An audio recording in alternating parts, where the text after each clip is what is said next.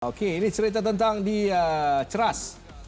Nyata sesuatu yang perlu dilakukan homework terlalu banyak untuk Bayan Hodak apabila JDT menewaskan pasukan KL City dengan 3-0. Jaringan pertama dari Fernando Forestieri pada minit ke-18. Kemudiannya tiba pula giliran pasukan KL City dihidangkan dengan beberapa kedudukan yang mencemaskan, namun hampir-hampir menghasilkan jaringan, tetapi nyata Kevin Ray Mendoza berjaya menyelamatkan keadaan. Dan selepas itu insiden pergelutan membabitkan tolak-menolak dan akhirnya insiden membabitkan Kenny Parach ke atas Baxen menghadirkan layangan kad merah. Jadi sekaligus KL beraksi dengan 10 pemain. Nyata ketiadaan pemain utama mereka iaitu siapa lagi kalau bukan Romel Morales nyata sangat-sangat dirasai, dan barisan pertahanan diketuai oleh Irfan Zakaria, Giancarlo Califuco, Kamal Azizi terus bergelut dan akhirnya memaksa Nabil yang baru dibawa masuk menjatuhkan Arif Aiman. Kemudiannya giliran Baxen da Silva tenang untuk menghasilkan sepakan penalti untuk kedudukan 2-0 sebelum dia melengkapkan kemenangan bergaya dengan jaringan rempatan kaki kiri pada minit ke-95 untuk kejayaan 3-0 buat pasukan Johor Darul Takzim. Boleh Syarom rungkaikan sedikit apakah formasi 3-5-1-1 ini? Boleh perhalusi bagaimana kedudukan? Kerana ini dimainkan oleh Benjamin Wara sebenarnya. Ya, kalau kita lihat 3-5-1-1 boleh jadi 3-5-2, boleh jadi 3-4-3, tetapi lebih balance di setiap posisi. Kalau kita lihat pergerakan dilakukan oleh Syami, adanya Shane Lowry berada di belakang dan akan ditransition daripada Khalid Moga akan tuck in ke dalam, juga Matthew Davis juga akan tuck in ke dalam. Dan kalau kita lihat pergerakan pasukan JT lebih balance daripada semua posisi.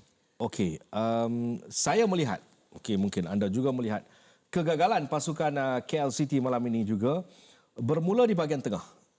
Dan selepas itu ada kena-mengena juga di bahagian kiri, pertahanan kiri yang dilihat seolah-olah itu menjadi lubuk utama kehadiran lawatan JDT untuk menghasilkan jaringan. Ya, saya setuju. Kalau kita lihat di tengah kurangnya, boleh dikatakan pressure di bahagian tengah. Mungkin pasukan Kuala Lumpur lebih ingin line deep, duduk di belakang, memberi ruang kepada pergerakan lakukan oleh Nacho, Afiq dan juga Leandro. Tapi bagi saya di sebelah kiri, Kuala Lumpur agak ada sedikit masalah di bahagian bagi Irfan Zakaria. Bagi saya Irfan Zakaria separuh masa betul bermain dengan baik. Dan tetapi apabila pertukaran di separuh masa kedua, kalau kita lihat Arif Aiman, boleh dikatakan pergerakan beliau di sebelah kanan buat attack 1 lawan 1. Mungkin itu sedikit memberi ruang untuk pasukan JT masuk di sebelah kiri pasukan Kuala Lumpur. Berdepan dengan JDT, banyak benda anda kena fikir. Yep. Yang pertamanya anda kena fikir bagaimana hubung kait Baxen dengan Forestieri. Bagaimana game itu akan berlaku, bagaimana kedudukan marking itu perlu dilakukan, siapa yang perlu melakukan type marking, kerana mereka ini dilihat enjoy dengan kebebasan yang diberikan. Ya betul, sepatutnya bagi saya apabila bukan saja Kuala Lumpur tapi semua pasukan untuk bertemu dengan pasukan JDT, mereka perlu tak ada masalah communication, tidak perlu ada masalah organisasi, itu sepatutnya perlu ada dan itu sepatutnya bukan satu masalah. Tapi sekiranya adanya masalah-masalah seperti itu dan juga masalah kesilapan individu, pasukan JDT dan kualiti yang mereka ada, mereka akan hukum pasukan lawan. Nyata mudah kerana hari ini saya lihat juga bagaimana keupayaan anda mention sebentar tadi Afiq Fazail, Arif Aiman. Tapi saya suka melihat untuk kelibat Wak ataupun Syami Safari. Ya. Okey, dia hari ini dengan kedudukan yang selesa sebenarnya, dalam kedudukan permainan yang selesa. Betul, bagi saya ayatnya adalah selesa. Kalau kita lihat beliau confident dengan bola, menggerakkan bola, support attack dan juga buat defending yang sangat baik. Apabila set piece, beliau akan berada di belakang untuk buat cover up. Itu adalah satu kelebihan yang ada pada Syami Safari. Tapi kalau kita lihat gol pertama juga adalah satu clearance yang baik lakukan oleh Syami Safari. Menghantar belat di belakang Declan. Dan situ adanya Forestieri untuk buat satu finishing kualiti yang ada pada beliau. 1 lawan 1 hasilnya 1-0 untuk JDT. Saya mungkin akan telefon Kenny selepas ini. Okay. Saya akan WhatsApp Kenny. Saya nak tanya apa sebenarnya. Mungkin dalam kedudukan keletihan, apabila keletihan, anda di pressure sebegitu rupa, mulalah tindakan-tindakan luar jangka berlaku. Ya, betul. Sepatutnya dalam keadaan itu sebagai seorang, boleh dikatakan Kenny sebagai seorang experienced player, beliau tidak perlu melakukan benda itu. Mungkin emosional, digeram ke apa benda, sepatutnya belum perlu mengawal. Ada sentuhan, boleh kata dia mengetuk kepala belakang kepala Leandro Velasquez. Tapi bagi saya sepatutnya beliau tidak perlu lakukan benda ni. Pada ketika saya rasa kedudukan ni 2-0. Ya, apabila penalti dihadiahkan. Yap, 2-0. Jadi straight red card. Tak ada jawapan. Ya. Pada insiden yang secara terus diberikan, namun insiden permulaan ini sebenarnya aksi tolak-menolak, kemudiannya berbalas dan itulah kesudahannya. Layangan kad merah masih lagi tak berpuas hati. Rehat bagaimana reaksi Boyan Hodak juga sambil ditenangkan oleh penolong jurulatih pasukan KL City. So, sesyukur adanya. Ya, bagi saya satu kerugian besar. Betul. Sebab sebelum tu kita lihat pasukan Kuala Lumpur City sudah mula membuat serangan di bahagian hadapan. Pergerakan Romel dan juga kapten mereka juga bergerak dengan Paulo Josue dengan sangat baik. Tapi selepas insiden itu kita lihat pasukan Kuala Lumpur telah boleh dikatakan diserang daripada pasukan JDT. Kuala Lumpur kena cepat dapatkan penyerang mereka. Ya. Bagi saya Romel perlu lebih cergas, perlu cepat cergas. Mereka sangat memerlukan Romel dalam keadaan ini. Kerana hubung kait Romel ada kena-mengena dengan Paulo Josue. Yep. Hubung kait Romel ada kena-mengena juga dengan Akram Mahinan. Yep. Dan juga Ryan Lambert. Ini pemain-pemain yang selalu menjadi supplier yang baik untuk Romel Morales menghasilkan sesuatu. Begitulah kesudahannya hari ini dengan secara keseluruhan berapa gol hari ini semua.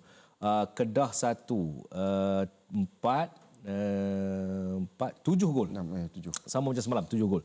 Jadi secara keseluruhan ada 14 gol untuk 6 perlawanan yang berlangsung. Okey, last. Oh, okey. Yang dinanti-nanti. Yang dinanti-nanti. Assalamualaikum. Waalaikumsalam. Syekh, sihat Syekh? Sihat. Hafizah dah sahur belum? Belum lah. Balik juga sahur lah. Dah kerja lama ni. Baik. Okey Zul. Reaksi Boyan Hodak juga mencetuskan sesuatu yang okey, pengadil. Dari kacamata Zulhemi Zanazam sendiri melihat secara keseluruhan 95 minit di Trust.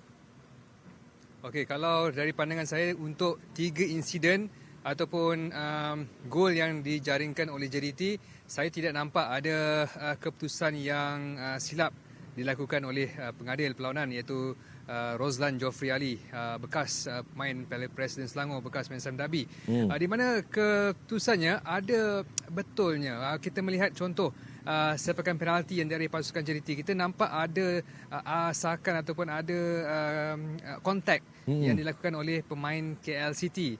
Dan bila kita bercakap pasal layangan kad merah juga, kalau kita ulang tayang video apa yang dilakukan oleh Kenny, kita nampak ada sentuhan dan ada pergerakan tangan Kenny kepada pemain JDT. Jadi saya rasa mungkin daripada pandangan Boyan adalah keputusan beberapa insiden lain seperti sepakan free kick ataupun kekasaran di luar jaringan ataupun insiden yang berlaku pada malam ini, Hafizal.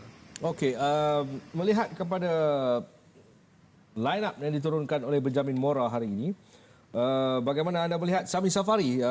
Saya ada bincang dengan Syarum sedikit tadi. Syami Safari dari kacamata Zulhemi.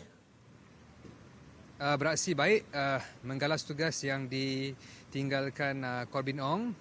Kalau kita tengok barisan pemain JDT, yang mana pemain yang menjalani ataupun menyertai isu kebangsaan direhatkan seperti Corbin Ong, Safiq Rahim, Syarul Saad mahupun Akia Rashid yang beraksi cemerlang bersama skuad Harimau Malaya.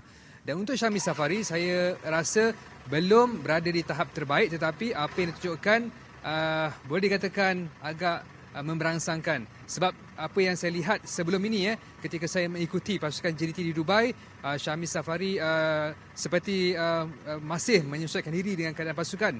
Tetapi pada malam ini saya melihat kematangannya ataupun permainannya lebih baik berbanding sebelum ini, Hafizal. Apa yang tak ada di KL City pada malam ini? Mungkin Zafri Yahya tiada, kita lihat pasukan ini hilang sedikit jentera untuk merencana bahagian serangan. Mungkin Romel Morales juga lambat untuk dimasukkan, tetapi Boyan Hodak mempunyai alasan yang tersendiri di mana Romel belum cergas sepenuhnya.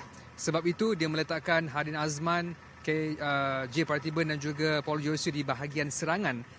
Mungkin atas faktor ketiadaan beberapa pemain utama. menyebabkan KL City serba kekurangan pada malam ini. Mungkin pemain-pemain lain seperti Kevin juga tidak beraksi pada malam ini. Okey, saya rasa rumusan yang cukup, jelas. Ada apa-apa nak kita bicarakan dalam tempoh seminit pada sekarang? Saya cuba ingin dapatkan gambaran ataupun pendapat daripada JDT, adakah mereka akan merehatkan pemain utama untuk aksi bertemu Terengganu? Jawapannya tidak. Itu yang saya tak sabar untuk nantikan. Baik. Di mana saya akan ke Johor Bahru minggu ini. Zul, ini sekadar untuk pengetahuan awak. Dua pembeli sedang bersiap sedia untuk membeli perak dan salah satunya adalah kolaborasi dengan salah seorang pembeli dari luar negara. Bye. Kejar, yuk kejar. Thank you, Zul. Sama-sama, Bizal.